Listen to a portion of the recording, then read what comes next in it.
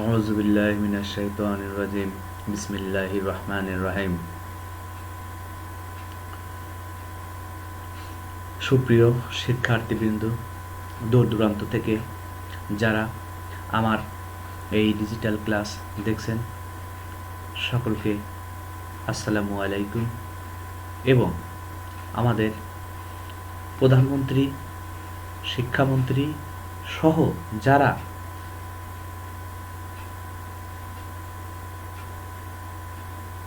গ্রামের অত্যন্ত অঞ্চলে এই ডিজিটাল ক্লাসের মাধ্যমে শিক্ষা পৌঁছে দিয়ে শিক্ষার মানকে সমুন্নত রাখা এবং সেই সাথে দেশকে এগিয়ে নেওয়ার যে প্রচেষ্টা রেখেছেন, তাদেরকে ধন্যবাদ।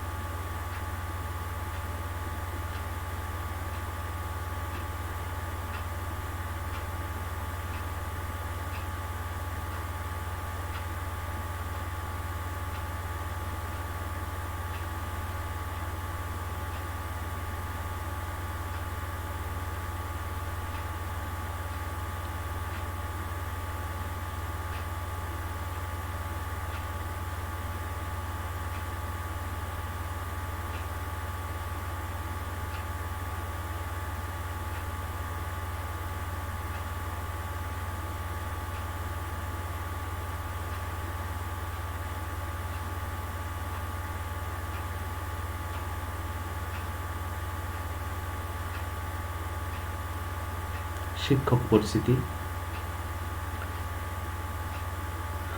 মোহাম্মদ আমিরুল ইসলাম, প্রভাষক, রাষ্ট্রবিজ্ঞান বিভাগ, সাথিয়া সরকারি কলেজ, সাথিয়া, পাবনা। নিশ্চয়ই আমরা ছবি দেখে বুঝতে পেরেছি আমাদের আজকের আলোচনার বিষয় কি। অনার্স প্রথম বর্ষ, রাষ্ট্রবিজ্ঞান বিভাগ।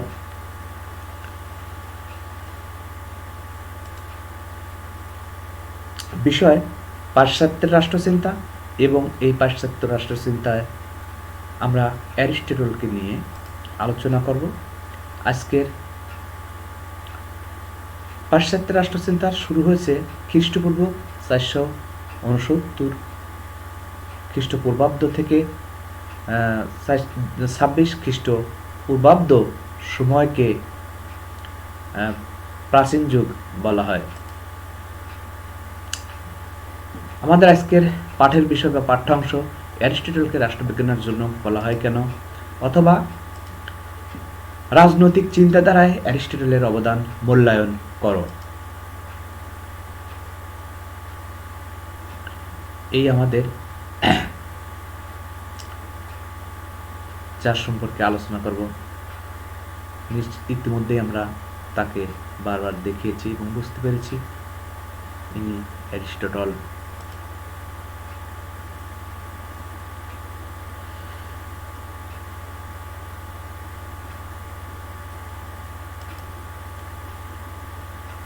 রাজনৈতিক চিন্তাধারায় অ্যারিস্টটলের অবদান আলোচনা করো। তাকে রাষ্ট্রবিজ্ঞানের জনক বলা হয় কেন?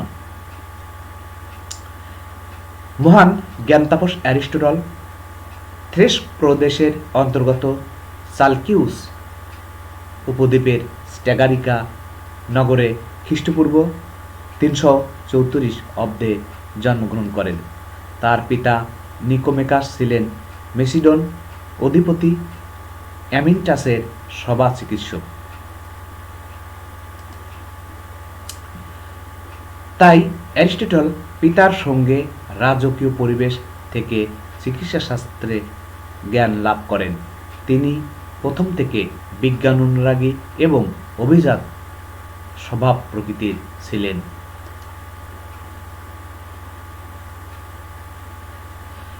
আঠারো বছর বয়সে তার পিতার মৃত্যু হলে তিনি অ্যাথেন্সে গিয়ে প্লেটোর ছাত্র হন। প্লেটোর সুযোগ্য ছাত্র হওয়ার সুযোগ লাভ করে তিনি তার চিন্তার রাজ্যকে অধিক দক্ষতা, অভিজ্ঞতা ও দূরদর্শিতার সাথে বিবেচনা করতে সক্ষম হয়েছিলেন। শিক্ষা গ্রহণের পর তিনি মেসিডোনিয়ার রাজ পরিবারের বা ফিলিপের পুত্র আলেকজান্ডারের শিক্ষাদানের দায়িত্ব গ্রহণ করেন।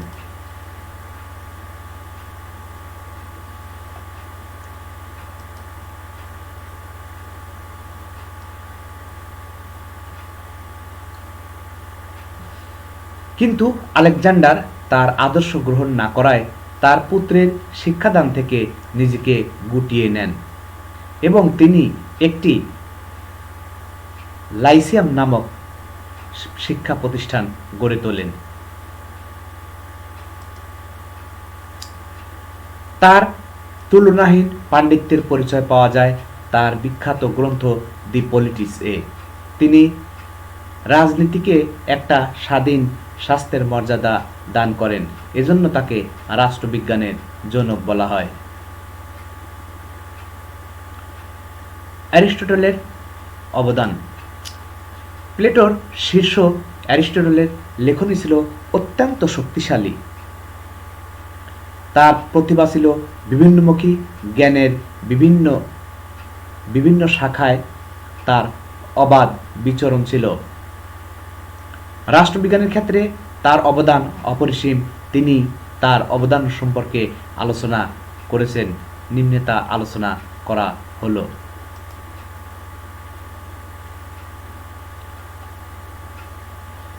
সর্বশ্রেষ্ঠ বিজ্ঞান। তিনি সর্বপ্রথম রাষ্ট্রবিজ্ঞানকে নীতিশাস্ত্র থেকে পৃথক করে একটি পৃথক বিজ্ঞানের মর্যাদা দান করেছেন। তিনি গ্রিক রাজনৈতিক অধ্যয়নে বৈজ্ঞানিক পদ্ধতি অপসারণ করে ও একে বিজ্ঞানের পর্যায়ে উন্নতি করেন। তিনি রাষ্ট্রবিজ্ঞানকে সর্বশ্রেষ্ঠ বিজ্ঞান অর্থাৎ মাস্টার্স অফ সায়েন্স বলে অভিহিত করেছেন।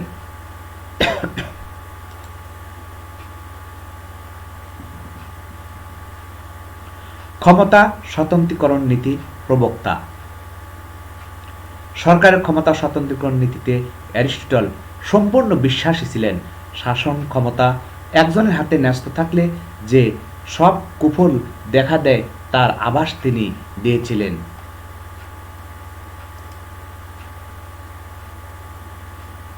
তার মতে একজনের হাতে শাসন ক্ষমতা কেন্দ্রীভূত হলে একনায়কতন্ত্র বা স্বৈরতন্ত্রের সূচনা অনিবার্য হয়ে পড়ে।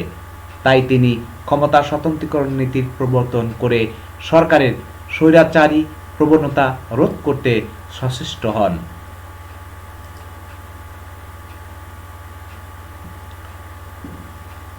বিপ্লব তত্ত্ব।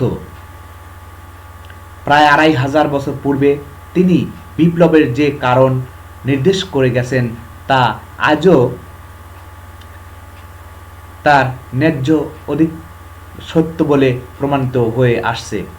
তার মতে মানুষ যখন তার ন্যায্য অধিকার থেকে বঞ্চিত হয় তখনই সে বিপ্লবে ঝাঁপিয়ে পড়ে।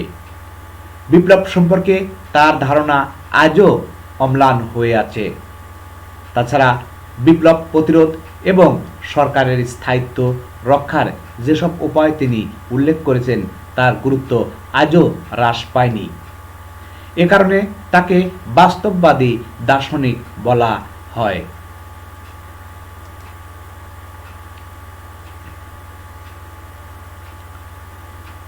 নিয়মতান্ত্রিক শাসন ব্যবস্থার প্রবর্তক। আইনের শাসন ও শাসনতান্ত্রিক আইনের প্রতি যথেষ্ট শ্রদ্ধাশীল ছিলেন তিনি। তার মতে নাগরিকদের প্রণীত শাসনতন্ত্রের উপর রাষ্ট্রীয় শাসন প্রতিষ্ঠিত হওয়া উচিত। তিনি বিশ্বাস করতেন যে জনসাধারণের সামগ্রিক কল্যাণ সাধন জনগণের শাসন ব্যবস্থার মাধ্যমেই সম্ভব। কারণ আইন যেখানে শাসন করে না সেখানে কোনো শাসন ব্যবস্থার অস্তিত্ব থাকে না। সকলের উপরেই আইনের শাসন থাকা আবশ্যক। নৈতিকতার প্রসার। অ্যারিস্টটলের মতে নাগরিকদের সাহস ও নৈতিকতার প্রসারের উপর রাষ্ট্রের শক্তি নির্ভর করে। নাগরিকদের নৈতিকতার অধঃপতন দেখা দিলে সংবিধান যতই উত্তম হোক না কেন রাষ্ট্রের কাঠামো তাসের ঘরের মতোই ভেঙে যায়। তার এই যুক্তি সর্বকালের শ্রদ্ধার সাথে স্মরণ করা হয়।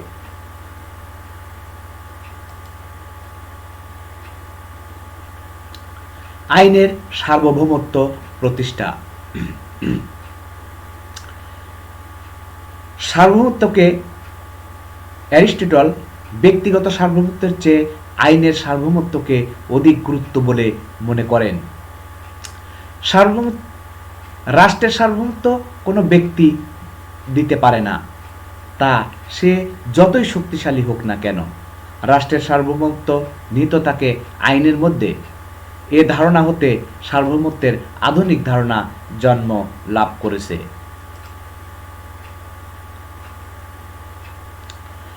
শাসন ব্যবস্থার উপর অর্থনৈতিক ও ভৌগোলিক প্রভাব। সরকারের প্রকৃতি এবং স্বরূপ নির্ধারণে তিনি আবহাওয়া ও জলবায়ুর ভৌগোলিক ও অর্থনৈতিক উপাদানের প্রভাবকে গুরুত্বপূর্ণ বলে মনে করেন। এক্ষেত্রে তাকে রুশো ও মন্টেস্কু পূর্বসূরি বলা হয়।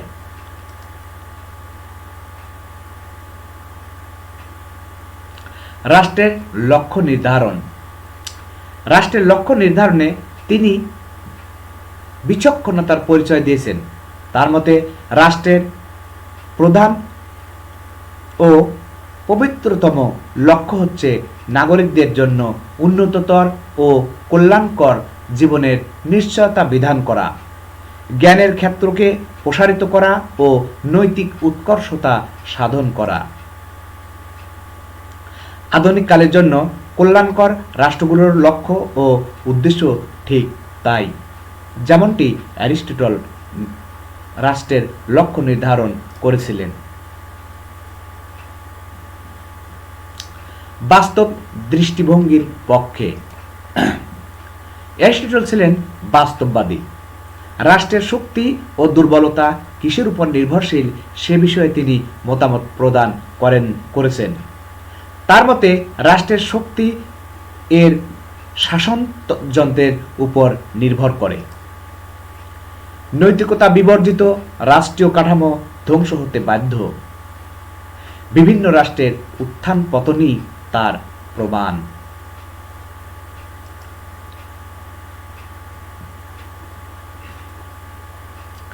শিক্ষার প্রয়োজনীয়তা।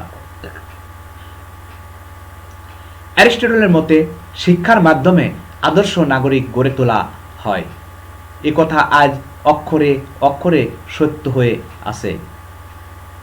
তার মতে রাষ্ট্রের লক্ষ্য হলো আদর্শ নাগরিক গড়ে তোলা।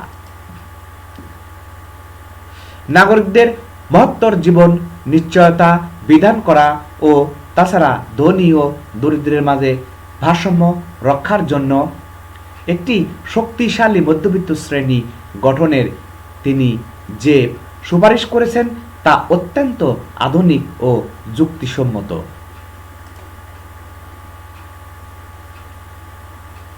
শ্রেণী সংগ্রাম। তার চিন্তাধারায় মার্ক্সীয় অর্থনৈতিক নির্ধারণবাদ, মতাদর্শ, ব্যক্তি স্বতন্ত্রবাদ ও কল্যাণমূলক রাষ্ট্রের বীজ নিহিত ছিল। তিনি শ্রেণী সংগ্রাম অর্থাৎ ধনী দরিদ্রের মাঝে বিদ্যমান সংঘাতের স্বীকার করেছেন।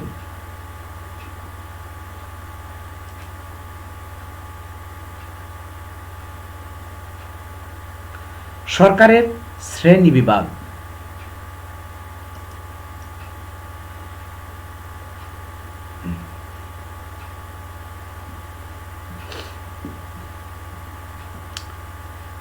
অ্যারিস্টটলই প্রথম রাষ্ট্রচিন্তাবিদ যিনি রাষ্ট্রের কল্যাণার্থে গুণগত বিচারে সরকারের শ্রেণীবিভাগ করেছেন। তিনি বিশ্বাস করতেন যে সরকার শুদ্ধভাবে চললে অর্থাৎ স্বাভাবিকভাবে চললে তা কল্যাণকর এবং বিকৃতভাবে চললে জনগণের জন্য অকল্যাণকর। তার শ্রেণীবিভাগ বর্তমানেও সমভাবে প্রযোজ্য।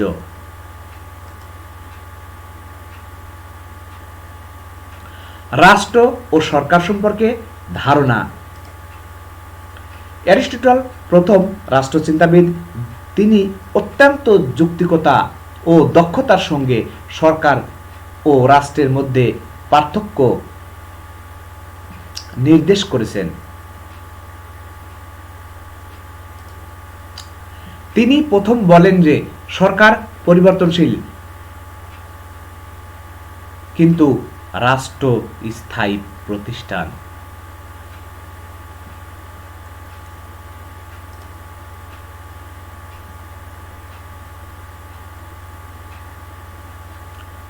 আইনের শাসনের প্রাধান্য। রাষ্ট্রচিন্তায় ইতিহাসে অ্যারিস্টটলের সবচেয়ে বড় অবদান হল আইনের শাসনের প্রাধান্য। প্লেটো যেমন একজন দার্শনিক রাজাকে আদর্শ রাষ্ট্রের শাসক হিসেবে কল্পনা করেছেন, তেমনি অ্যারিস্টটলও আইনের শাসনের প্রাধান্য দিয়েছেন। তিনি বলেন, man when perfected is the best of animals, but when separated from law and justice he is the worst of all.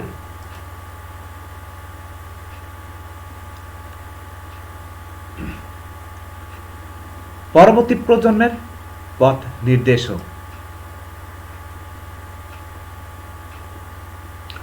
Aristotle তার রাজনৈতিক ভাবাদর্শের দ্বারা পরবর্তী প্রজন্মের ক্ষেত্রে ব্যাপক প্রভাব বিস্তার করতে সক্ষম হন।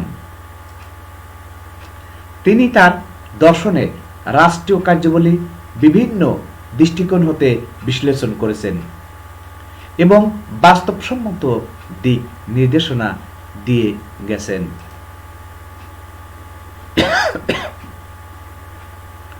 ব্যক্তি স্বাধীনতা ও রাষ্ট্র। তিনি রাষ্ট্রীয় কর্তৃত্ব ও ব্যক্তি স্বাধীনতার মধ্যে একটি সমন্বয় সাধনের চেষ্টা করেছেন। তার মতে রাষ্ট্রীয় কর্তৃত্ব ও ব্যক্তি মধ্যে সামঞ্জস্য থাকতে হবে, কেননা একটি অন্যটির পরিপূরক। তার মতে obedience of constitutional law is not slavery, rather slave-ation.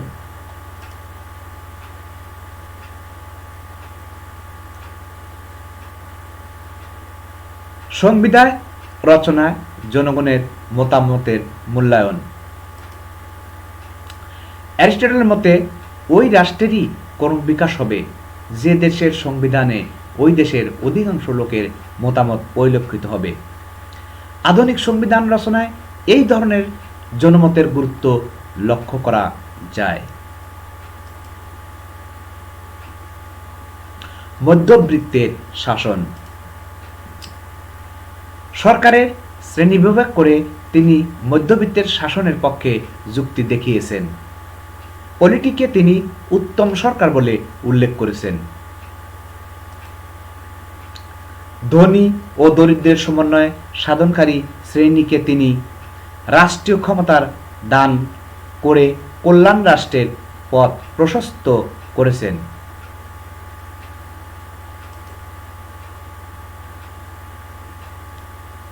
কল্যাণমূলক রাষ্ট্র।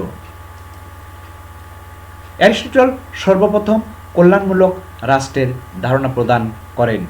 তিনি বলেন, রাষ্ট্রের উদ্দেশ্য হচ্ছে রাষ্ট্রের অন্তর্গত সকলের তথা সকল পরিবারের জন্য উত্তম জীবনযাপন করা।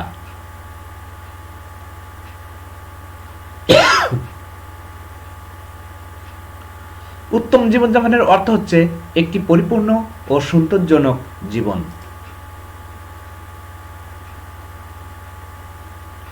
রাষ্ট্রের কর্তৃত্ব ও স্বকীয়তা। অ্যারিস্টটল আইনের শাসনের উপর গুরুত্ব আরোপ করে রাষ্ট্রের কর্তৃত্বকে স্বীকার করেছেন। আবার তিনি ব্যক্তির নৈতিকতা ও উৎকর্ষকে গুরুত্ব দিয়েছেন এবং জনকল্যাণমূলক রাষ্ট্রের স্বকীয়তা বিধান করেছেন। তিনি মানুষকে রাজনৈতিক জীব হিসেবে চিহ্নিত করে রাষ্ট্রের কর্তৃত্ব স্বীকার করেছেন। স্থিতিশীল সরকার ব্যবস্থা।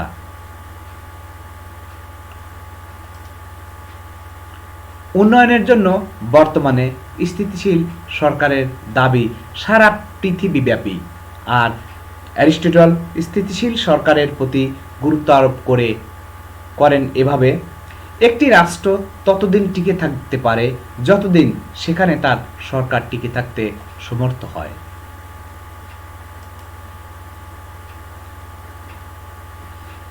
সরকারের আপেক্ষিকতা।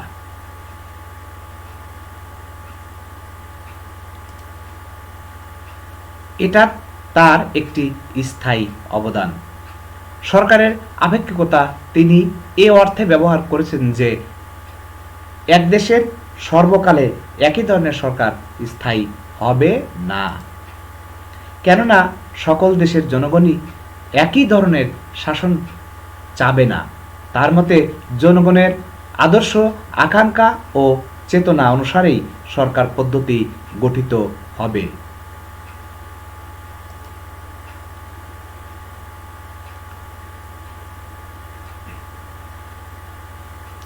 তিনি জনগণের জন্য, রাষ্ট্রের জন্য, পুরা পৃথিবীর মানুষের জন্য এত কিছু করা সত্ত্বেও তিনি সমালোচনার ঊর্ধ্বে নয়। অ্যারিস্টটলের অধিকাংশ মতবাদ রাষ্ট্র দর্শনে ব্যাপক ভূমিকা রাখা সত্ত্বেও তিনি সমালোচনার সম্মুখীন হয়েছেন বিভিন্ন মহল দ্বারা। গণতান্ত্রিক সরকার। তিনি গণতান্ত্রিক সরকারকে নিকৃষ্ট সরকার বলে গণ্য করেন, যদিও আজকের গণতান্ত্রিক সরকার এক সার্বজনীন ব্যবস্থার রূপ লাভ করেছে।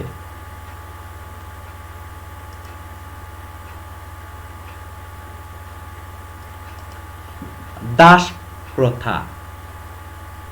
তিনি দাস প্রথাকে সমর্থন করেন, কেননা দাস প্রথা না থাকলে নাগরিকরা সুষ্ঠুভাবে জীবনযাপন করতে সক্ষম হবে না। তিনি যেহেতু সুদূর অতীতের প্রায় 2500 বছর আগে তার চিন্তাধারা প্রকাশ করেছেন, সেহেতু বর্তমান চিন্তাধারার সাথে গরমিল হতে বাধ্য। এজন্য বর্তমান চিন্তাধারায় আসলে দাস প্রথা প্রযোজ্য নয়।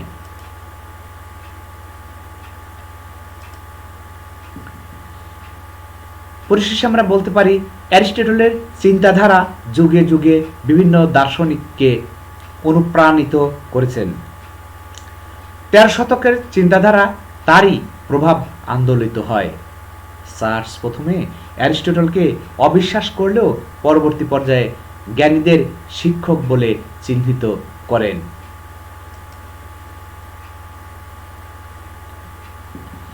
তার সুচিন্তিত ও পরীক্ষামূলক অভিমতসমূহ বিশ্ব জ্ঞানভাণ্ডারকে সমৃদ্ধ করেছেন। অ্যারিস্টটলের মতবাদকে বাদ দিলে আধুনিক রাষ্ট্রবিজ্ঞান অসম্পূর্ণ থেকে যায়। তাই অ্যারিস্টটলকে নিঃসন্দেহে আমরা একজন রাষ্ট্রনায়ক হিসেবে গণ্য করতে পারি। উপরোক্ত কারণেই তাকে রাষ্ট্রবিজ্ঞানের জনক বলা হয়ে থাকে।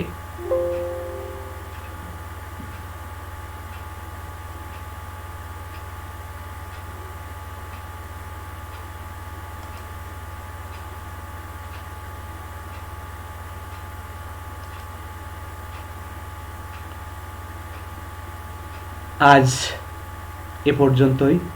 আগামী দিনে আরও একটি নতুন ক্লাস নিয়ে আমরা উপস্থিত হব ইনশাআল্লাহ।